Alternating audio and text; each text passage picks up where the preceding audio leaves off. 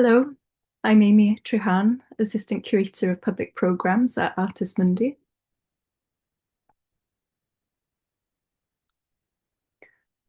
I'm a white woman with long, straight brown hair.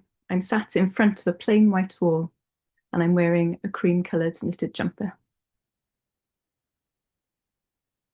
Welcome everyone to our fifth At the Table talk with Jumana Emil Abboud, one of the six artists exhibiting at Artist Mundi 11. Jumana has a solo presentation at Mostyn in Llandudno and also work at National Museum Cardiff. Working in spoken word performance, video, walking, journaling, drawing, and collaborative water divining workshops, Abboud's practice addresses ways in which stories can survive past dispossession. We are joined by writer, creative facilitator, and regenerative practitioner Lowri Hedd Vaughan, political ecologist Muna Dajani, and independent curator, researcher, and educator Annie Jael Kwan. We also welcome Nikki Harris and Ali Gordon, who will interpret the talk together through British Sign Language. These conversations reflect a central part of our mission. Through close engagement with individual artist practices, we seek to spark dialogue and debate, both locally and internationally, that deepen our understanding of ourselves and others. We'll be screen sharing during various points during the conversation. To have a larger view of Nikki Harris and Ali Gordon, please click and drag the bottom of their video window to make them larger on your screen. If you're using live captions, please click the captions button on the bar at the bottom of your screen and turn the captions on. And you can adjust caption settings to different font size and colour. We'll be in discussion for an hour and then there'll be a 30-minute Q&A, so please add your questions to the Q&A box and they'll be shared to the speakers. This programme of talks is supported by the British Council, to whom we extend our sincere thanks. During the talk, the speakers will share water stories, and we warmly invite you to contribute your own. If you would like to add a story, please also include it in the Q&A. And with that, I'm really delighted to invite Jumana to begin the conversation. Thank you, Jumana.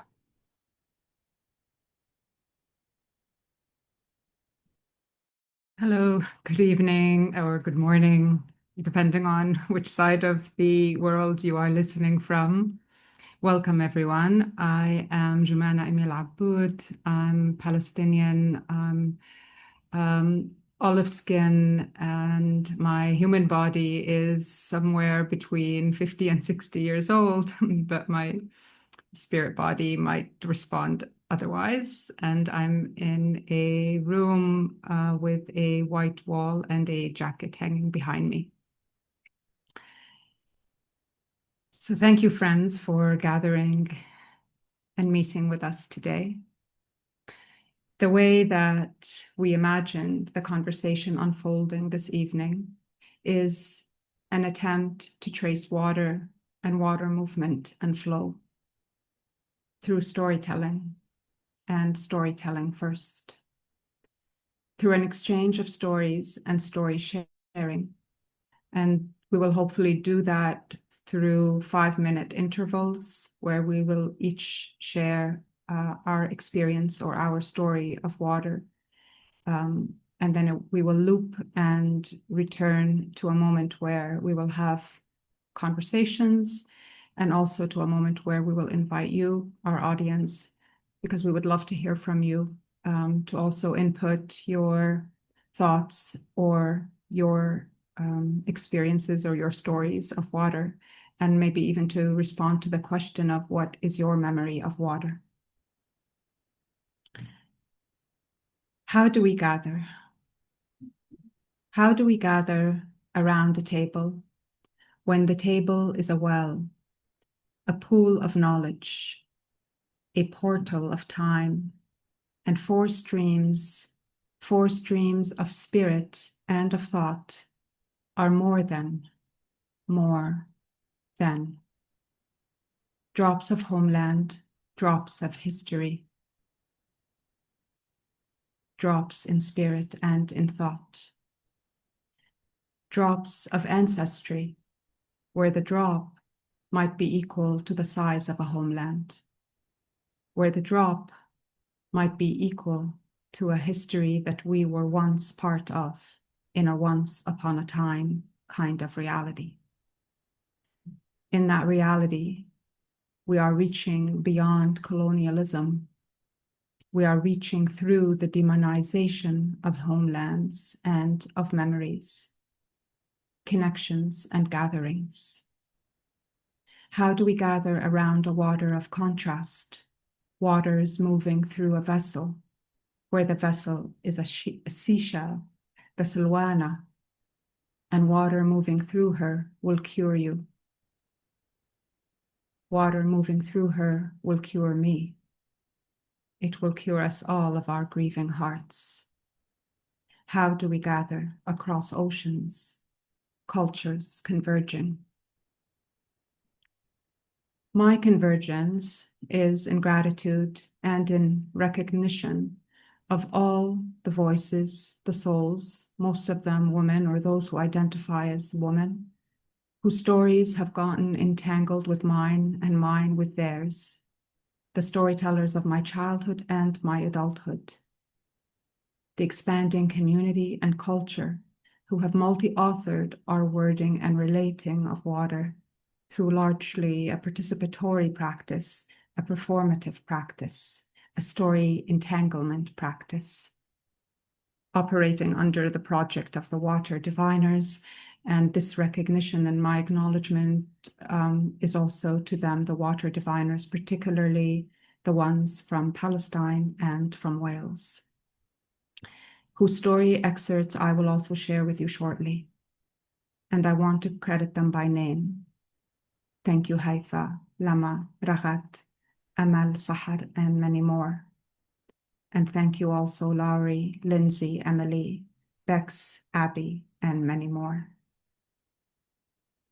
We start our ascent at the town spring, Ain al-Balad, and later, halfway onto our chorus of aligned walking and remembering, with the elder leading us, or so it seemed, the one who was mistaken for a shepherd, we stop halfway at the spring of the garden of all gardens, Ain al-Rumani, al-Janayin. Your water trickles as a stream, and your water feeds 7 families who share your source. Here you can see gazelles talking to you with their eyes, leading you to safety. We meet here and we take off our shoes and we jump into the fresh water. There are soldiers hiding under a fig tree, but they are not on our side. And for a moment it's okay, because we are on the side of water. We called you Il-Mahrusa, the protected one. We recognized what that word meant or means then and now. I often get quite mixed up in language and the present and past tenses, so forgive me. We move cautiously, right foot and left. An iron door blocks our view, and we are deeply lost in thought, now imagining what forms the word revival, the act revival, the spirit revival. We are imagining what revival might look like. Water, figs, companionship, giggles, and more. They live, and we want them to live forevermore. This is the moment where I recognize that water is not singular. It moves through vessels, it's interwoven, like the multiple voices of the woman from my childhood and my adulthood. They jeweled my storytelling culture, and they remind me that every day is a day that can last forever and can return again. Entering the woods, the second adventure of our story, we see a well. The well is hidden by stems and leaves, and it's marked by a white stone. The travelers felt the pull downwards, the hollow edge with golden leaves, where leaves are their own time travelers. I realize there are no edges, only gradations. It's possible to float across, wings like mist. Did you dip your hands in the water? I asked her. Yes. Was I with you? Yes. Can you tell me about the travelers? Yes. Thank you. And I'll now pass on my story to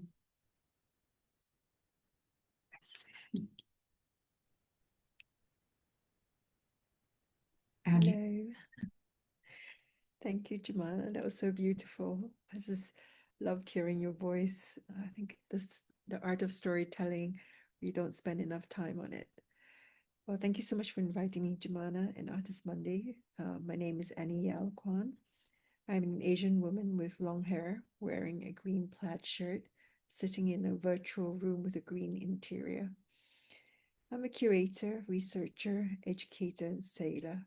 But interestingly, I'm also a water vessel, which I found really interesting that Jumana used that word as well. And that sort of connected us.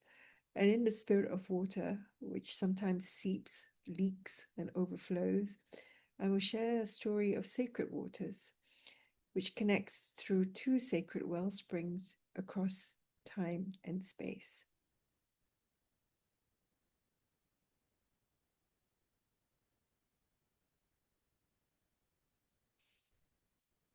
If you could go to the next slide, please.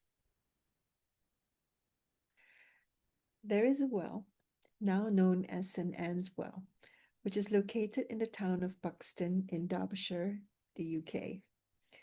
Buxton, if you live in the UK, you may be familiar with the name, is a well-known brand of bottled mineral water that is available in most supermarkets. The water at this well now emerges from a golden lion-headed tap, flowing freely, emerging at 27 degrees Celsius, and its minerals make it taste quite delicious. I know, as I have tasted it, after waiting in a queue to fill my bottle. Next slide, please. Thankfully, I did not have to wait that long that day, though I saw different people from the neighborhood and region come to fill up their gallon tanks and bottles. This is the people's water fountain, where they also have a convivial chat while gathering to wait their turn around the ever-flowing tap. I found it quite amusing that everyone was relaxed, knowing that the water was plentiful and abundant. Everyone could have whatever they needed. St. Anne's Well has flowed for many centuries, though it is now more commonly known by this name. It was a pilgrim shrine and healing spring long before the arrival of Christianity, during the time of the Romans who named the area Aqua Anamitiae, Anamitiae being the Celtic goddess of the sacred grove.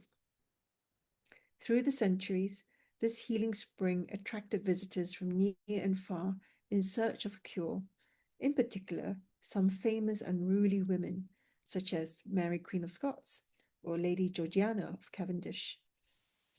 But those are other stories, like rivulets that also flow across the stream, but for another day to explore.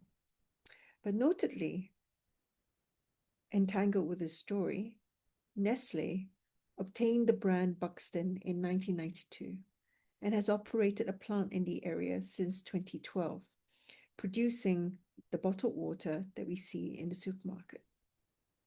However, by 2017, this water flow that has been flowing unendedly for centuries was turned off repeatedly. So much so, local residents were angered and began a protest and a campaign with a petition signed with over 10,000 signatures, demanding that their free flow of water should always flow, as it always had. Having drunk the waters of St. Anne's, and in thinking about my water body, my vessel, and how most of us are made of water, I carried myself to the waters of the Brent Reservoir. Can I please have the next slide? As part of my research during that same period, I was intrigued to learn that the name Brent was not just a local municipal name, but it was named after the River Brent, which was recorded in the Domesday Book compiled in 1086. Water stories are very old. Water names may change, but they are also from way long time ago. And despite the local authority borders of Brent as we know it now, its namesake river defied these boundaries, flowing from the melting of a glacier formed 500,000 years ago, cutting a swath through the Midlands to emerge as the river which flows across the borough. Some of the river has now been covered over and lost, and another part of it merges into the canals of London. I began thinking of how these multiple attempts of how capital tries to harness and restrain water, even as the canals, as we know, were built for sending goods, including slaves, outwards of the city. I spent some time learning to sail on the Brent Reservoir, to bring my body closer to the water, which became a full submersion experience when I had to capsize my boat into the waters shared with the local ducks and swans. Water still defies its constraints. Might it also be connected to another sacred well in Kilburn, a town in Brent? The next slide, please. In the 18th century, there was a well that became known for its medicinal waters, and many also came to partake of it at 3 pence a glass. This well was famous, but also now has become lost due to another bout of industrialization when a railway was built across the garden, separating the well from the inn that used to manage it. And across the centuries, the exact location of the well is now lost. And so we have these commemorative plaques saying there used to be a well. But strangely, there are some spots on the high road, if you listen hard enough, you can hear the waters flowing somewhere. Water keeps flowing somewhere. Now I'm going to pass this on.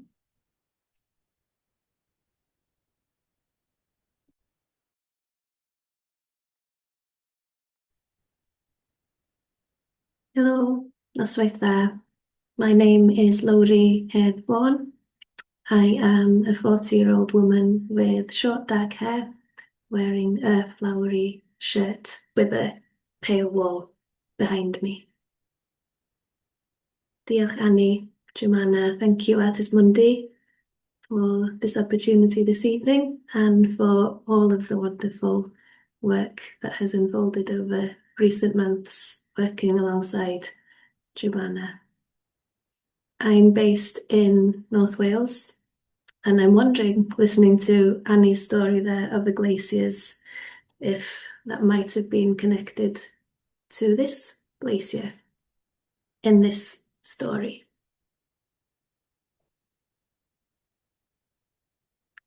There's a feisty, sometimes icy, often rainy little glacial valley, one of many, in the Eryri mountain range of Gogledd Cymru, North Wales. We call it Dyffryn Peris, 12 square miles of bliss. The belly of this valley is an 8,000-year-old cold, black lake called Padan. She isn't doing too well at the moment, full of our waste and weeds and shadows. Thankfully, there's a group of neighbours paying close attention, tending her, challenging the sources of harm. This lake is fed by 9 rivers, draining from many more mountaintops. Afon Caledfrwd, Afon Wen, Afon Didodin, Nant Peris, Afon Bala, Afon Hwch a Geirniach, Afon Dyr Arfu, Afon Goch a Glyn. Rivers and mountain tops where giants drank, where fairy folk made mischief, where princes sought counsel and crofters found solace. They all know this lake too. I swim in Llynbadan. I sit with her. We swell and we recede. She saved me as I'll try to save her. We weep and we simmer together when the hordes descend throughout the summer. Centuries ago, copper was rowed across her. Railways were erected alongside her. Slate was torn from the slopes above her. Fish live in her that came here with the last ice age, the Arctic char. This particular type is found nowhere else. She floods the meadows along her shores, depositing nutrients in the soil that sustain some incredibly rare fungi, and the nutrients flow back. Only one river flows out of our lake. This river changes her name when the hillsides have dissolved into pasture. From Rhythellt to Saint, from hurriedly to heavenly, she glides down to the sea at Caernarfon. There used to be salmon in there, longer than your arm, and a harbour bustling with fishermen, the air clean and blue. We began convening in Dyffryn Peris 4 years ago. That's where we began to learn about these waters, from the people who still live with them. We sat in circles, we made art, we reimagined myths, we walked, and we had wet feet and muddy everything. We took children to visit the rivers, lakes, meadows, vegetable farms, micro hydro electricity station, repair cafes, community spaces. We learned from our oldest ancestor, the water, what it means to be infinitely connected, how every drop is sacred. And I came to realize that this job and my art were not the separate things I'd considered them to be. Increasingly, they feed each other, like the lake and the meadow. This is an anecdote about a community assembly that I and my colleagues convened to consider how the people of this valley might respond locally to the climate and nature emergency. They made a plan, and it's starting to happen.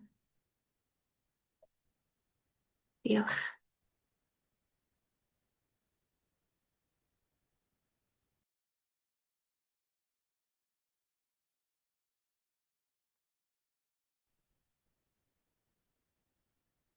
Good evening, everyone. Wait for the picture. My name is Muna Dajani, and I'm a Palestinian woman in my 40s. I have medium long curly hair, and I'm sitting in an office with a blurred background and a purple sweater I'm wearing.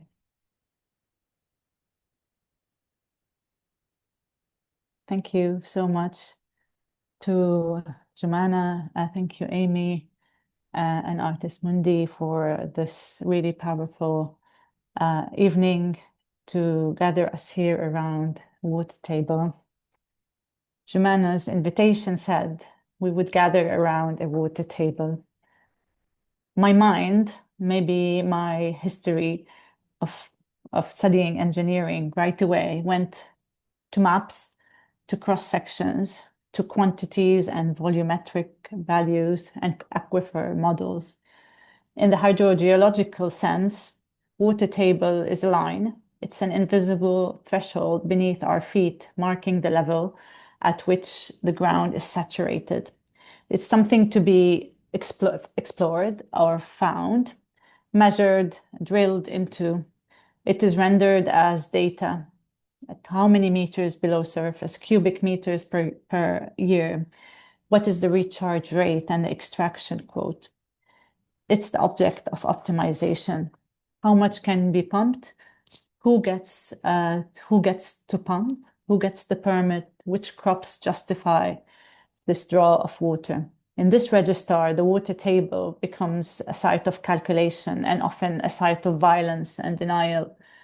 Whether it is a transboundary river basin, such as the Jordan River Basin, or one of the most politicized and securitized and destroyed river basin in our region, or in the rooms of hydrologists in the ministries of water, trying to get it right to avoid the next water catastrophe and crisis that is part of everyday Palestinian life. This water theft, abhorrent injustice of what the colonizer has inflicted on the land and the waters, and what the colonized are denied. We are only thinking of volume, transactions, and abstraction. It took me a few years of unlearning and learning to grasp with what other water stories are left unsaid and untold. Stories of springs that still run despite the checkpoints and military barriers, rain caught in an upcycled container by grandmothers in a village in West Bank, a hidden cistern collecting the rain like it did for thousands of years, communities of shepherds, cistern builders and knowers nurturing and caring for it.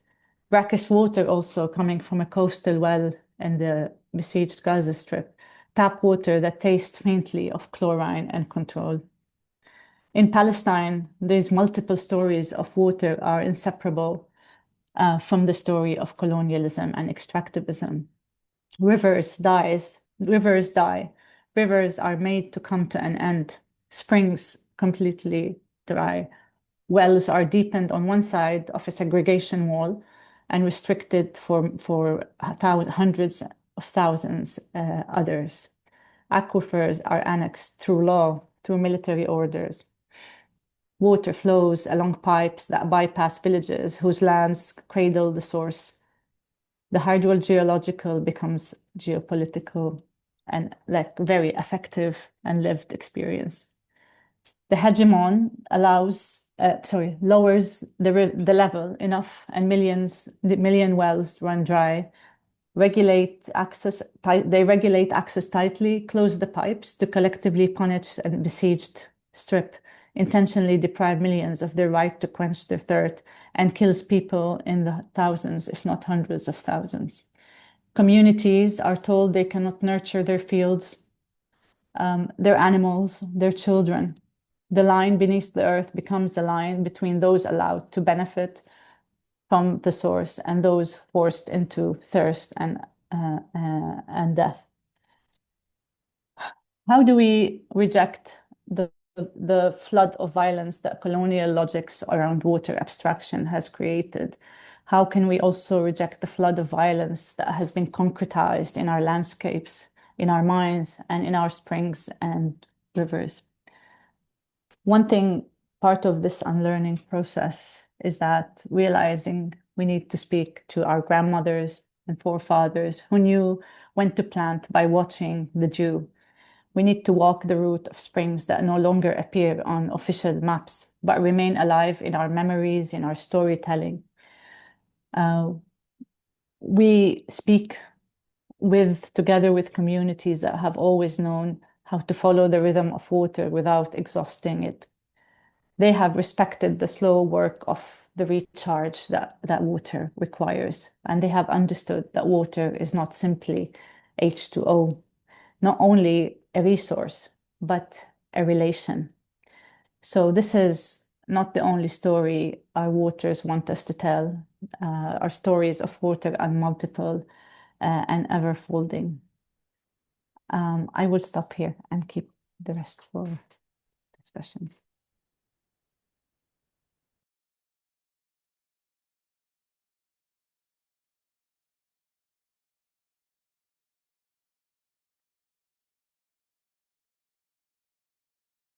Shukran, Muna. Thank you, Muna. Thank you, Lowri and Annie.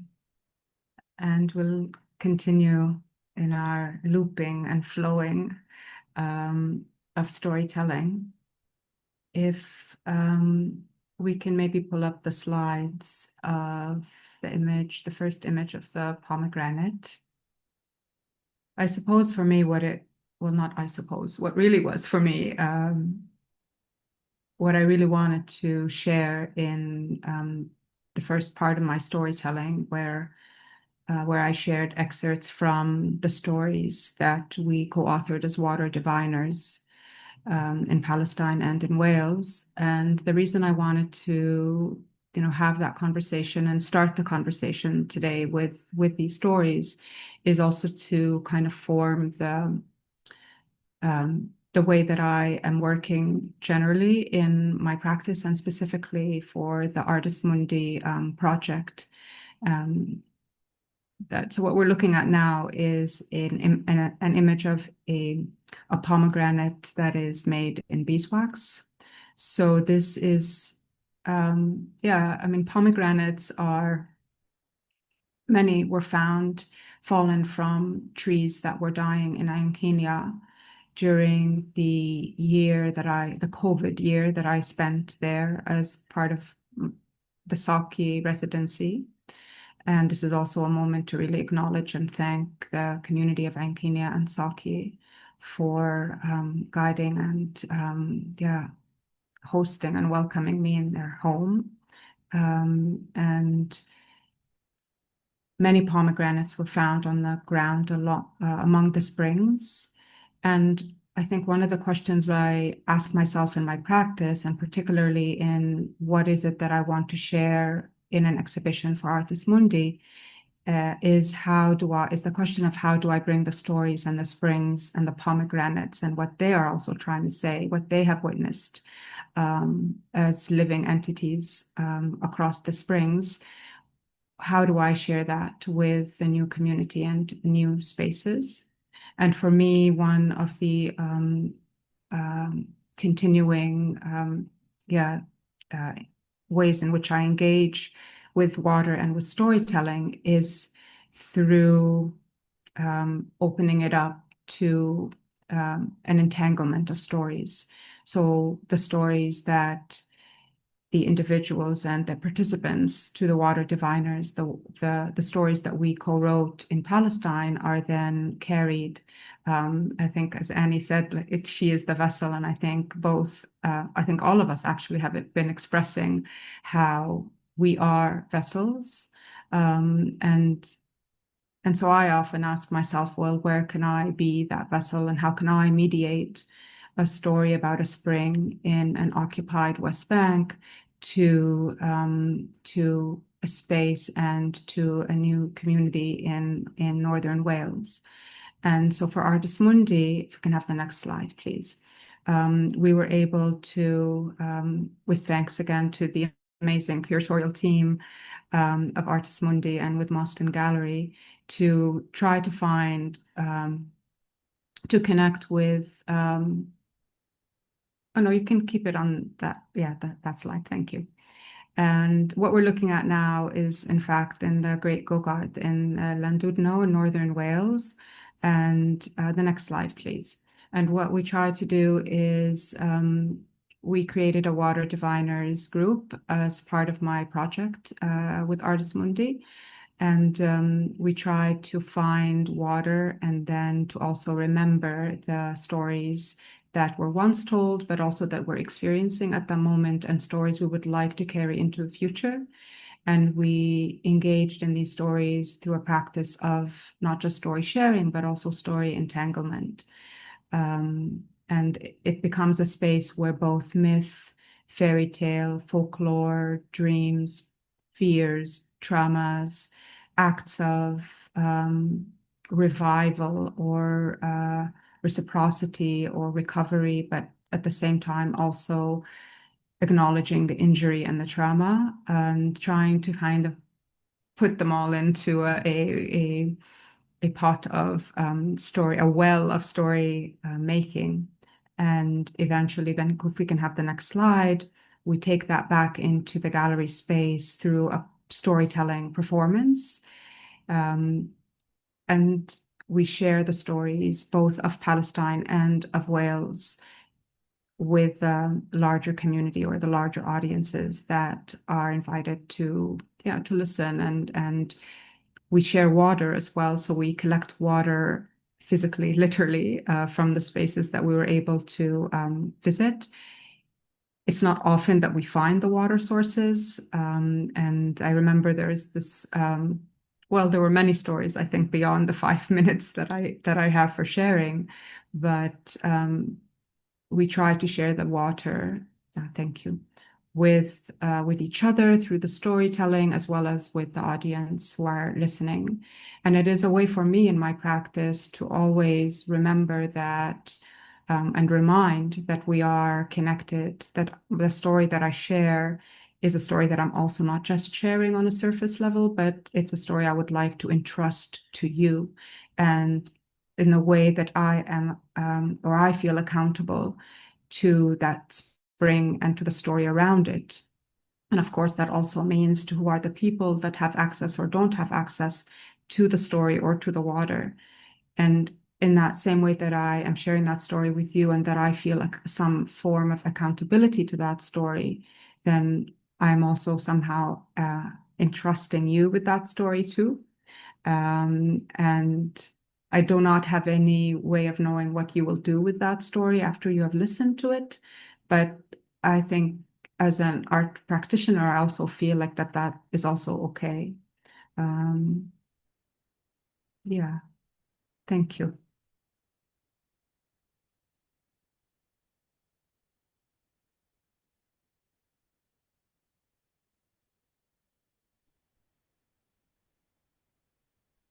Thank you so much, Jumana, Muna, and Lowri. Like, I feel like there's been so many things flowing around my heart. It's so beautiful. And thank you for this loop.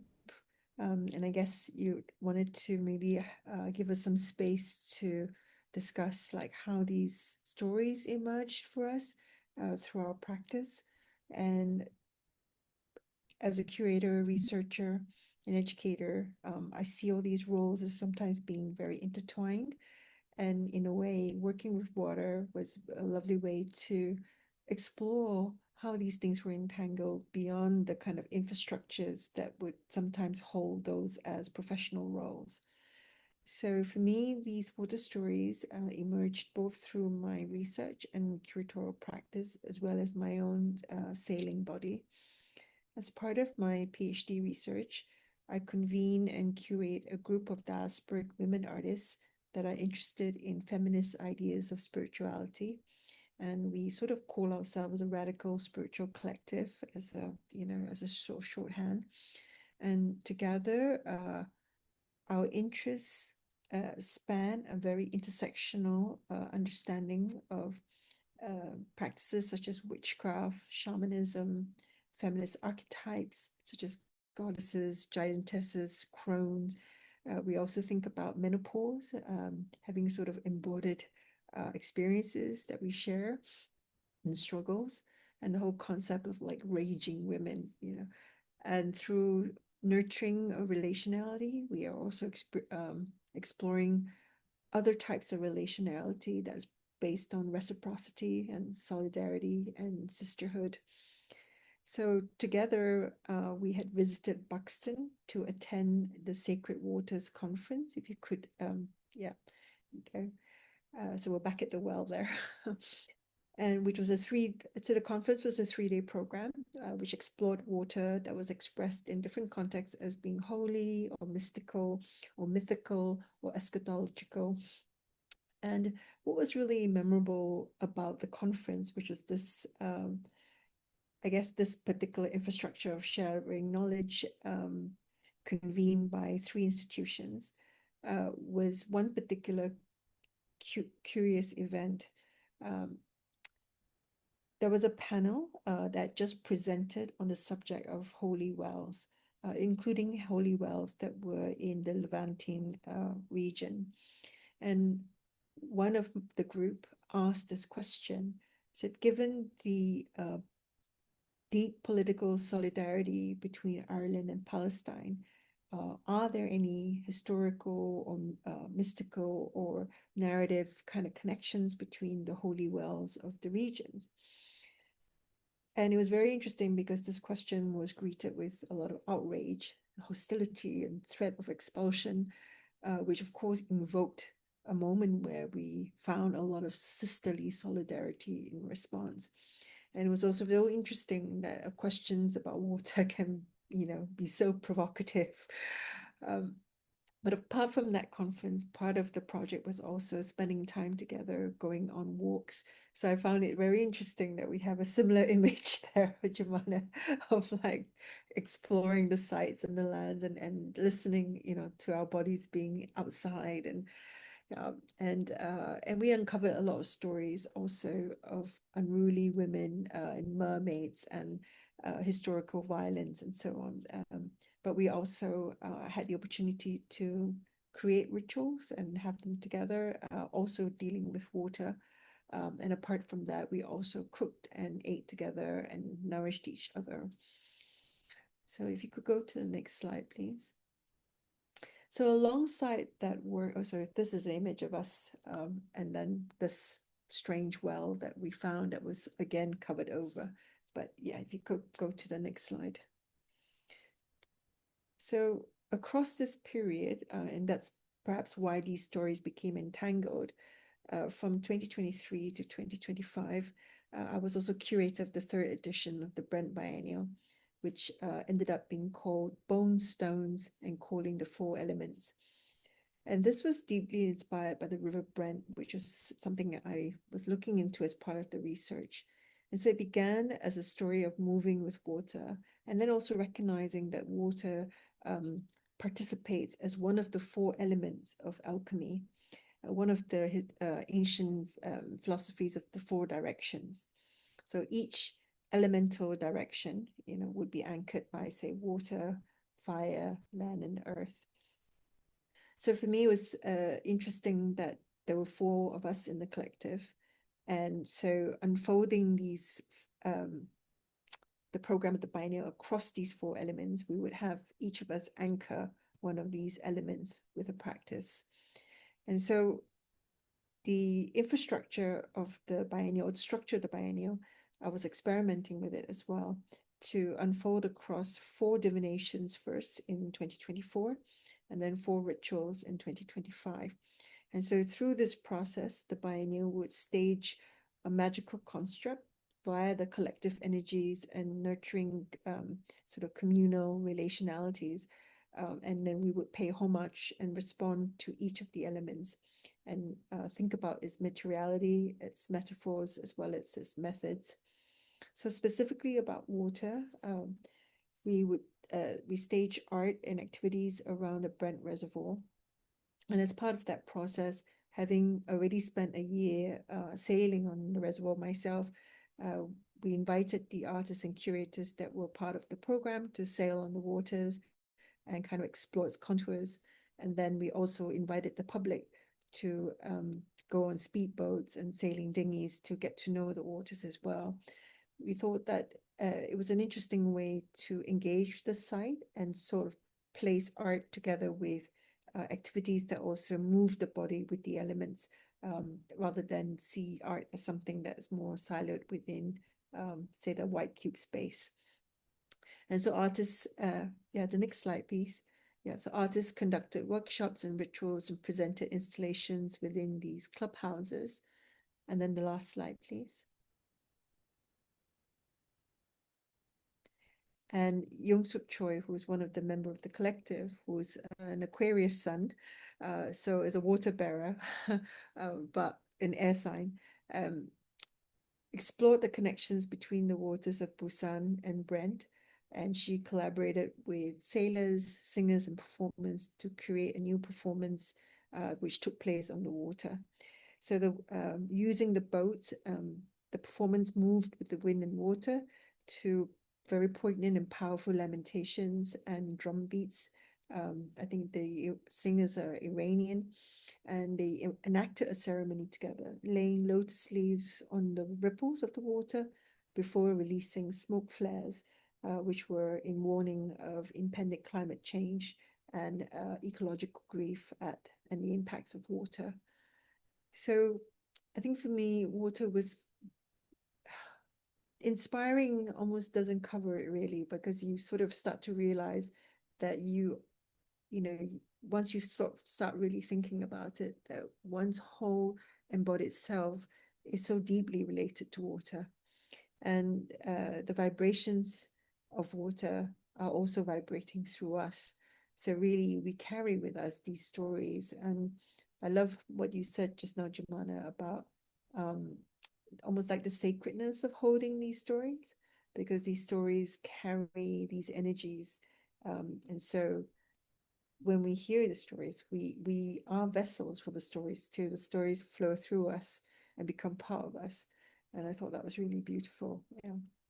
And I think in my practice, I've been trying to think about how the body and the practice are really joined together, and thinking through water is really acknowledging that the way we function as bodies within the structures around us, we have to really think about how we hold our bodies, because it's the constraints as we understand and the pace also of the hyper productivity of our sector is counterintuitive, I think, sometimes to the way the body needs to flow, especially in relations to each other.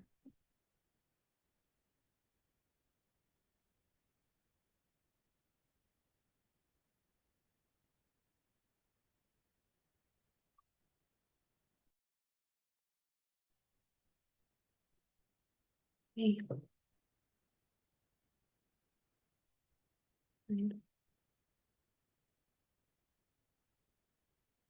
The little story anecdote that I shared with you about the lake in Llyn Padam,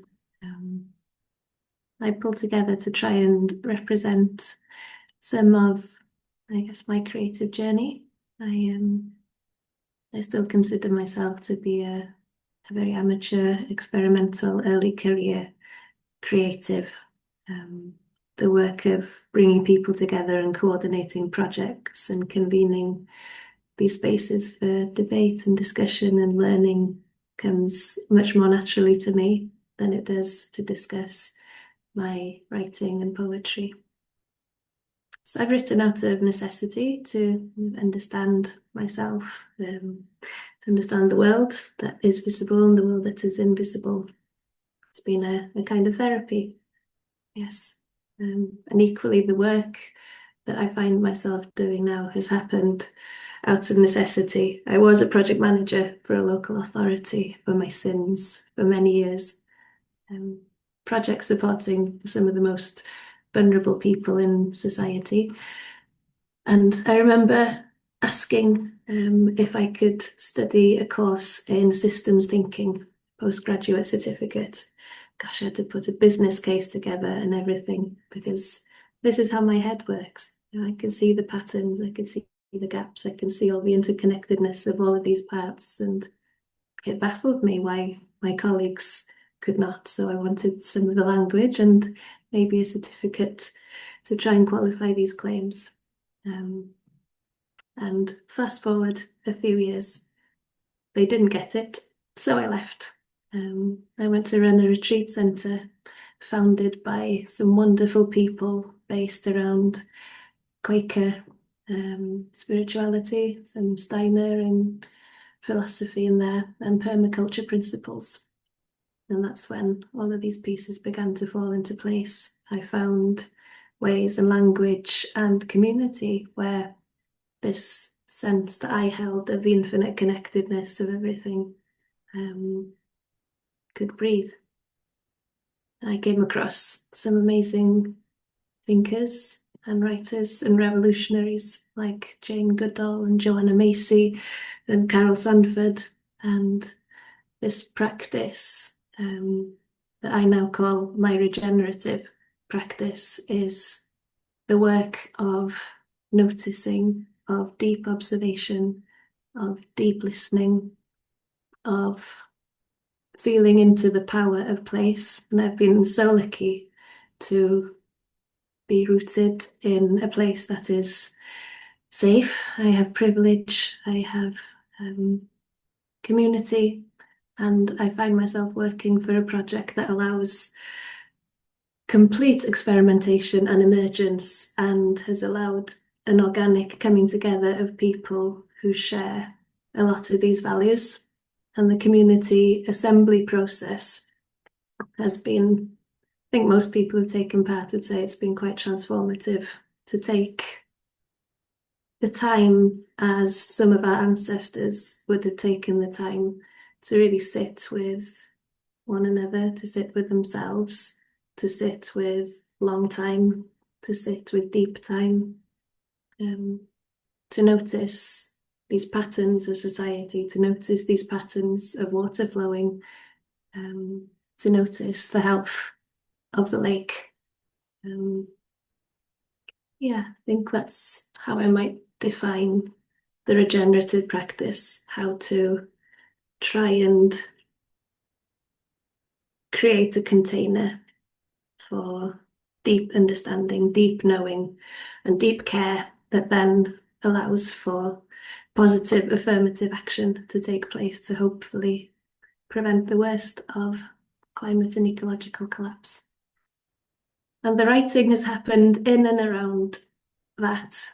And I've had some wonderful opportunities over the last couple of years, many of them to do with water. And I hadn't really realised how much that had been a part of my writing until this last year.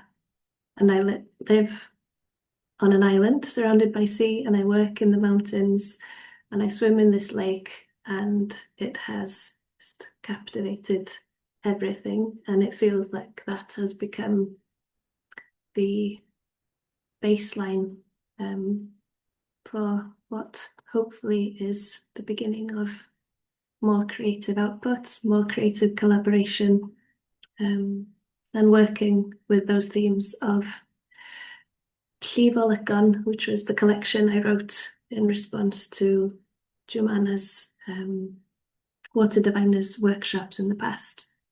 Llifolygon is a portmanteau of flow and perspectives, and that will be hopefully a collection that will emerge over the coming months.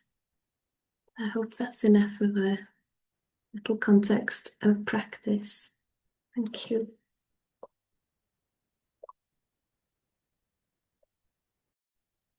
Thank you, Lowri, Annie, Jumana, for sharing from the heart as well.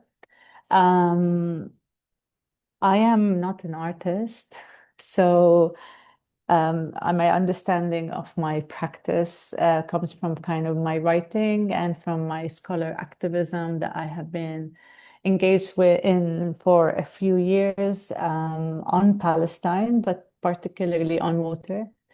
And I just listening to all the beautiful storytelling by all of you has also kind of reminded me, or like kind of put my work in relation to yours, and I found really strong energy and flow, like Annie was saying, and connections there that I feel can nurture something different for me.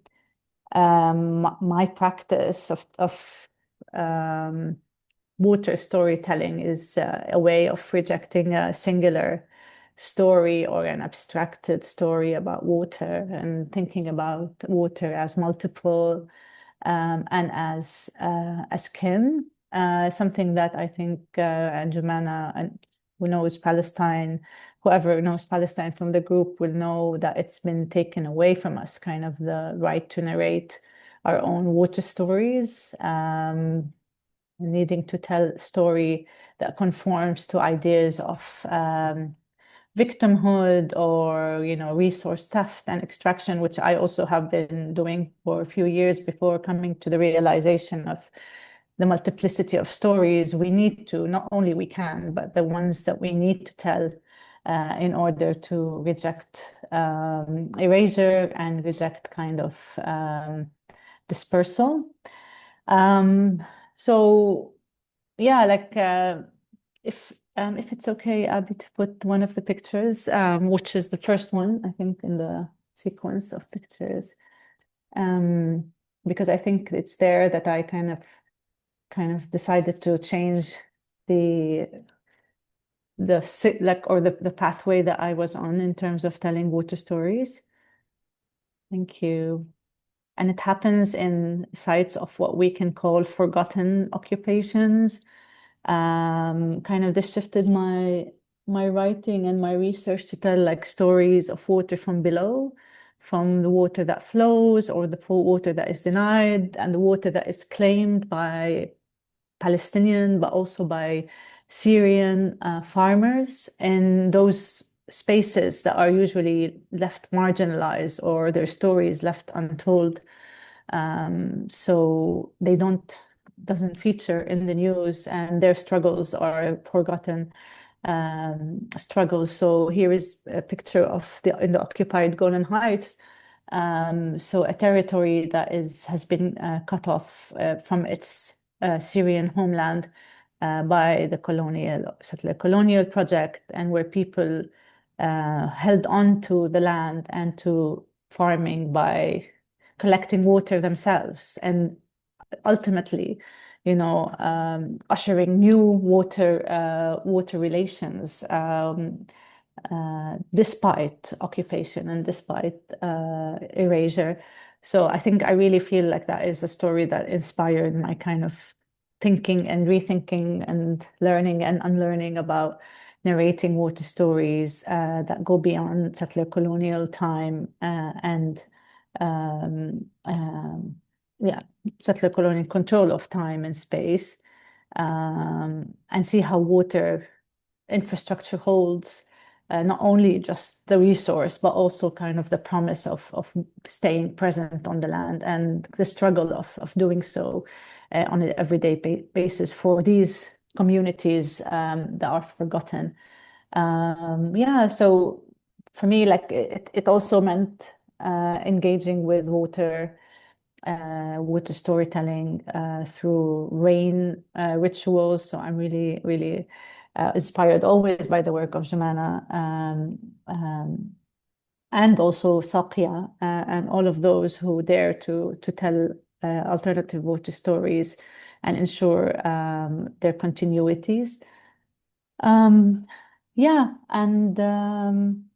So I think it's especially in this moment of ecological collapse and climate catastrophe, uh, and also genocide that we have been witnessing for the past 3 years and continues to happen on a slower pace, but still on a very brutal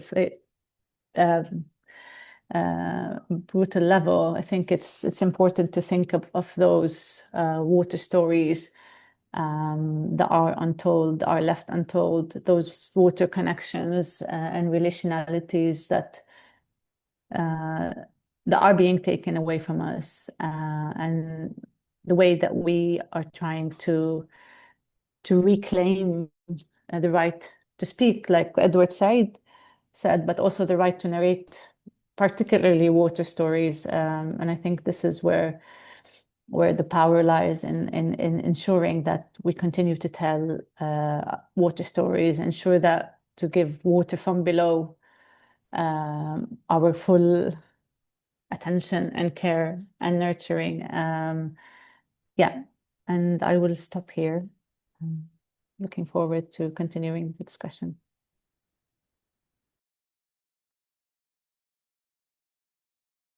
Thank you so much, Muna and Annie and Lowri and everyone from Artis Mundi. And I think this is the moment where we're, I think, running a little bit over because we wanted to have a conversation and to invite audience as well, our listeners. Really, we welcome you and we encourage you to share with us your water stories and relations. If you can do that by, I think, just placing your questions, comments, water stories, sharing them in the Q&A.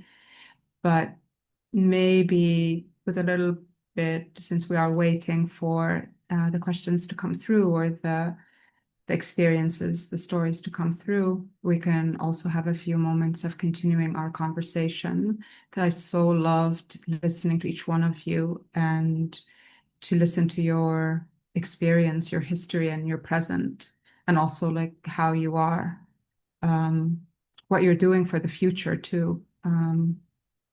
Yeah, it's really encouraging. I'm so happy that you exist in this world. Yeah.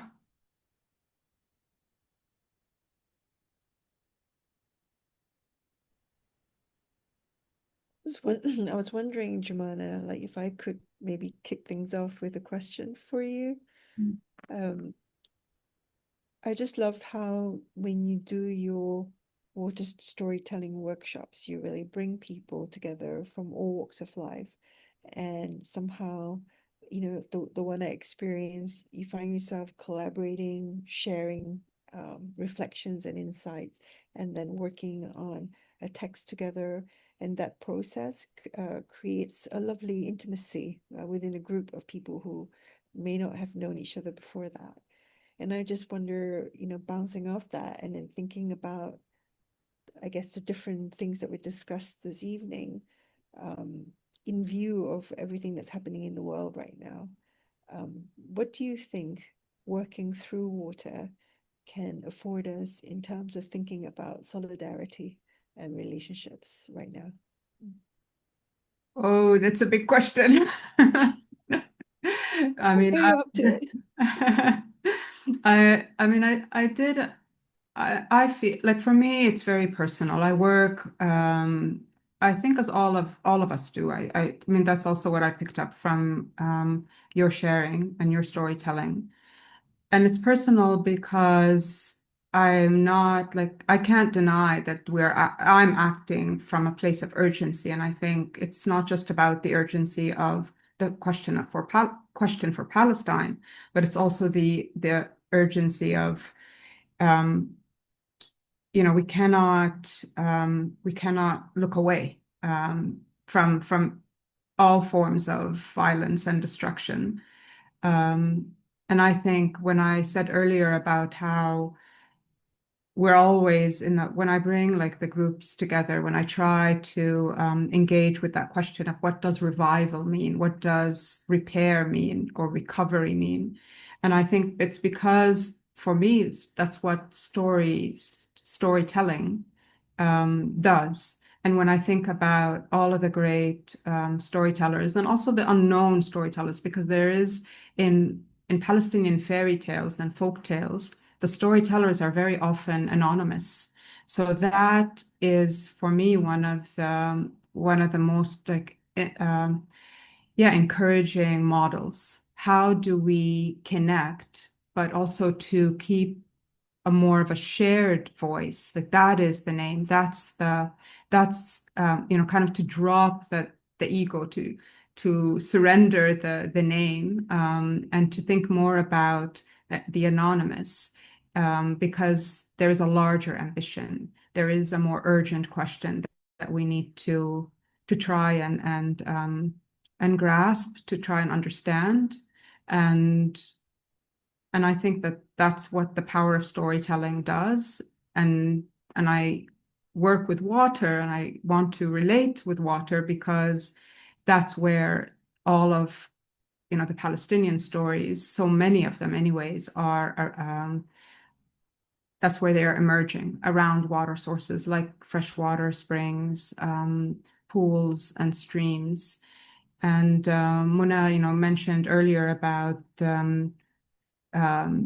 like the rituals, and I think there was in Palestinian tradition many rituals that had to do with observing, attending the water bodies and the human, the living, the non-human and the non-living, and how do we attend and care for them, whether they are in water form, in tree form, in spirit form, in pomegranate form. And I think it's fantastic as well to know that there's so many who are engaged in this now as well. For example, I mean, in Palestine, there were traditionally rain collectors, but there's also an incredible artist, Bint Mbareh, who is also working around rain collecting rituals. And there is a collective that have recently formed called the Rain Collectors. There are different groups that are like working, and different artists that are working to engage with the urgency, as well as the beauty, like how can we remember what it means to be Palestinian, or to remember our culture, not necessarily only Palestinian, but how can we connect with our culture and with another culture through stories, not just of loss, but of abundance. And I think it's not about turning a blind eye when we do that. And it's not about nostalgia, and it's not about something, naive. It's not about that at all. I think that's really important for me to insist or to clarify. That yes, we are walking in the landscapes because we have that we can do. But when we are doing that, we are also acknowledging at that same moment those who cannot, because they are gated, in refugee camps, or behind checkpoints, or for many other reasons. And how do we then carry their stories as well into futures? And I don't know if I've answered your question, but I also don't want to say too much and allow others to also share.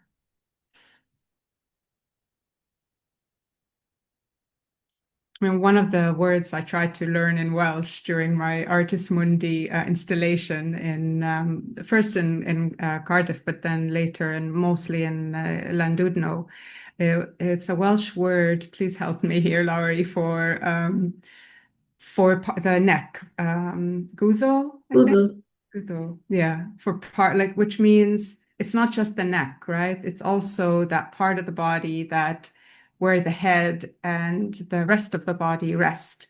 So I was like thinking about that as I do in my practice, through metaphor, through symbol. And I've been since thinking and reflecting on that word, and thinking about what does it mean? Where is that? Like where does that fit geographically, or in memory, or in a water map, whether it's a map of a linear or a non-linear map. What is that body part, and not necessarily human body part, that can hold the top and the below, the above and the below. Yeah. I love that. We have a question. Okay. There's I'll read the preface. Sometimes I ache a little for the kind of childhood we had. Salt-dried hair from the sea, lake water still clinging to our skin, climbing trees with scraped knees and no one hovering close by. Whole afternoons disappeared without a clock in sight. There were no warning signs, no fences, no waivers to sign, just freedom, risk, and the quiet thrill of discovering the world on our own. Now everything feels padded, chlorinated, supervised. Safe, yes, but somehow smaller, and I can't help but wonder, will they ever know the wild, untamed magic of those unscripted summers? Or is that something that belonged only to our time? Thank you for the question. Thank you. It was anonymous.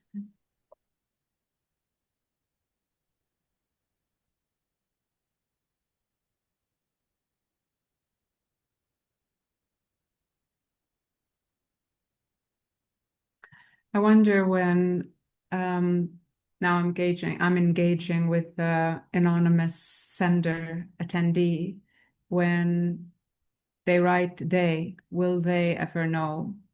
I wonder who the they are. Who do we want to know?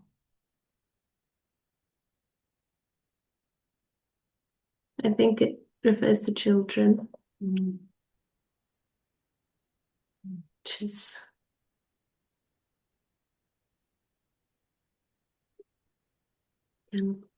such a huge sweep of possibility. A child here, a child in Palestine.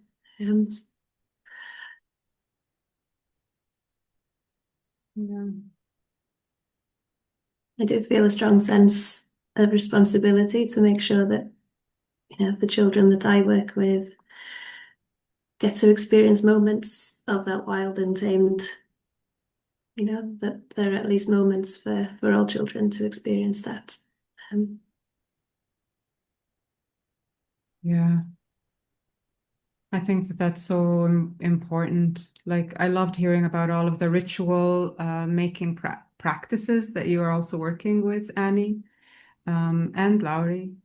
And I think, I mean, I say like ritual, but I don't know if more like spiritual, I guess. And I crave that so much. Like, I crave that to return again. It's not from a nostalgic place, but to return to rituals around water that we had in Palestine. That it's something that was so simple, and I think that that's it's so relevant. Like, something so simple can be so powerful. And for me, that's why I believe that even a simple story, a folk story, a fairy tale that can be wild and can be untamed, can hold power when it's retold again today, and when it's shared, and not necessarily shared with someone who knows the story from before. Obviously, never with the same person. Because there's a lot of power in that kind of continuity, in that exchange. Can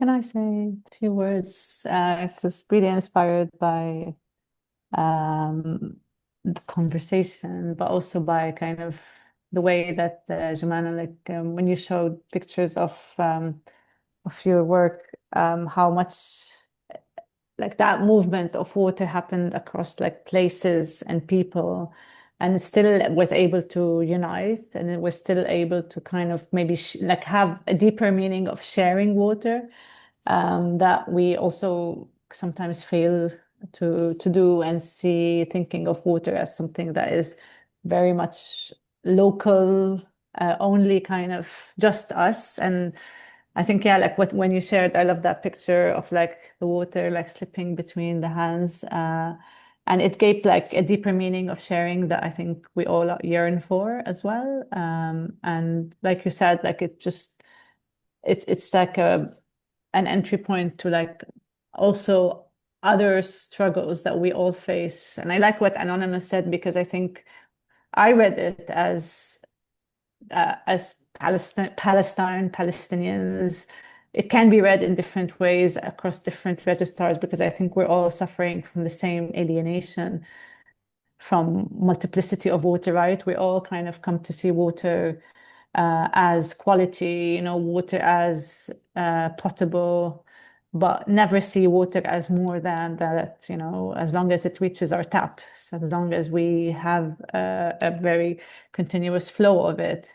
But I think these moments of rupture, whether in England or Wales or elsewhere, where the rivers are all contaminated and polluted, and where people are realizing that, okay, that the system is not working, right? And I think just saying like these struggles are like very connected on multiple levels in different ways, but it's a struggle for connections that we all, strive for and we all want.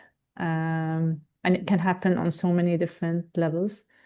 But I love that the connection that you mentioned with Wales, but also Annie mentioned with Ireland as well.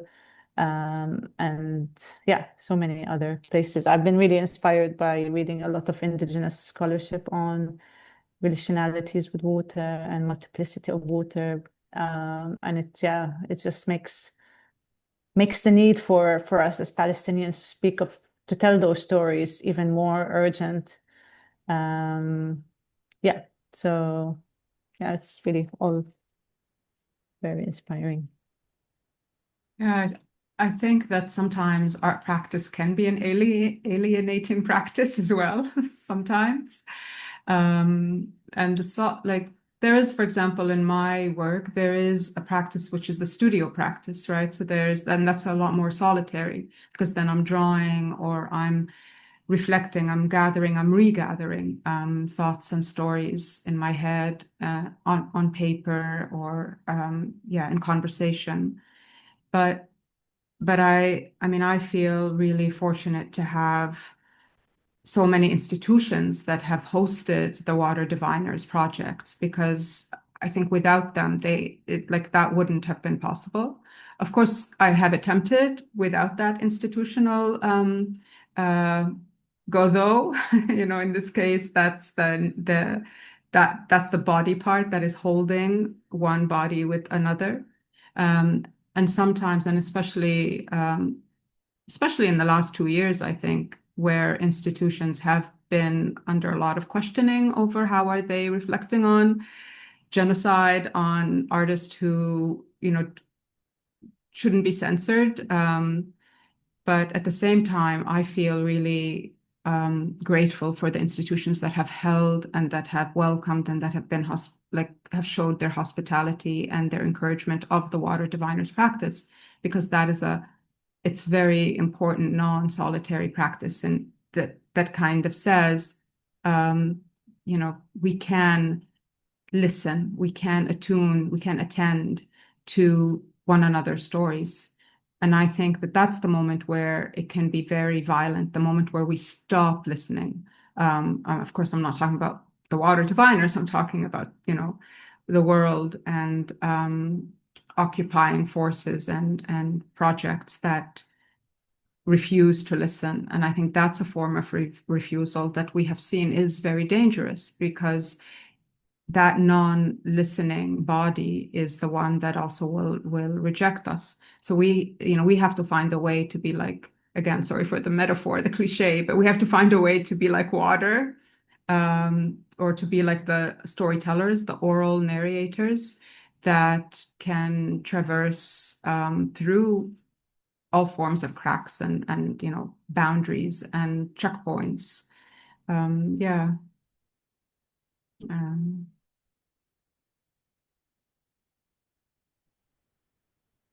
I just wanted to say that, thinking about this makes me feel so much optimism, but also a reminder that, water itself can be contested just as much as it can afford us so much in terms of as a metaphor, as a material.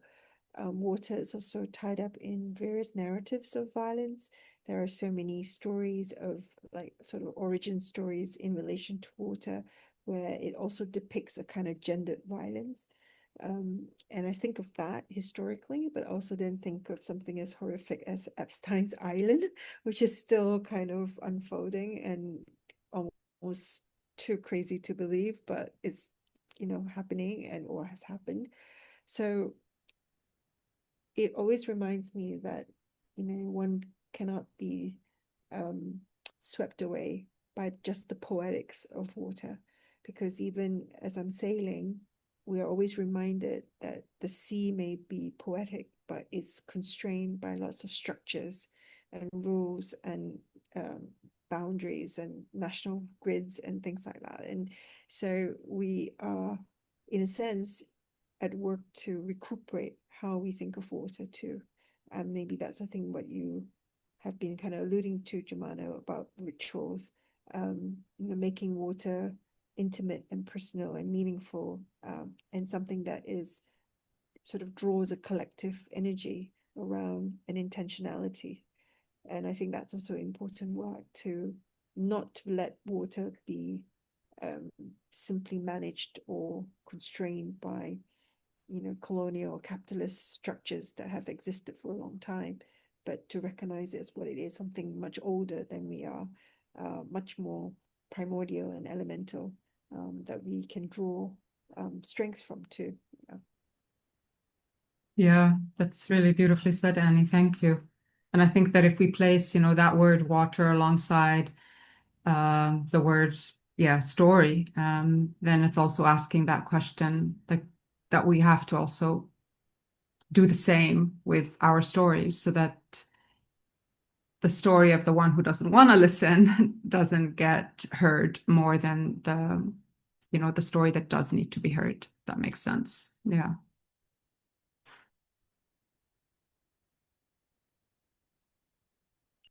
Hello, everyone. I'm sorry, I could listen to the stories and all that. It's such a treat actually to have a story before bed. I was thinking with that tradition of like when you're younger having stories before you go to sleep. And someone said earlier that we don't spend enough time with the art of storytelling, and I thought that's quite a beautiful thought. And as we leave tonight, I thought perhaps we could carry with us the idea that kind of stories are living things and that we shape them.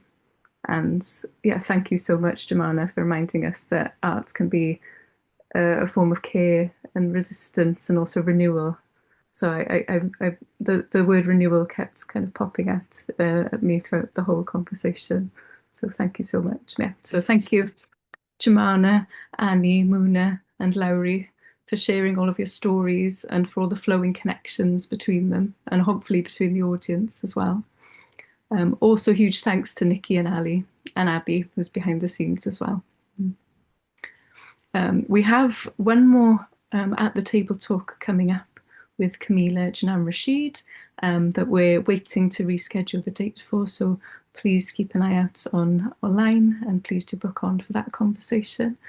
And yeah, I hope everyone leaves tonight with the idea to perhaps share a story with someone that they love or perhaps someone that they meet for the first time. Thank you so much. Thank you. Thank you, everyone. Thank you, everyone. Thank you so much. Thank you, everyone at Artis Mundi, Cardiff, Moston, and everyone here tonight with us as well. Good night.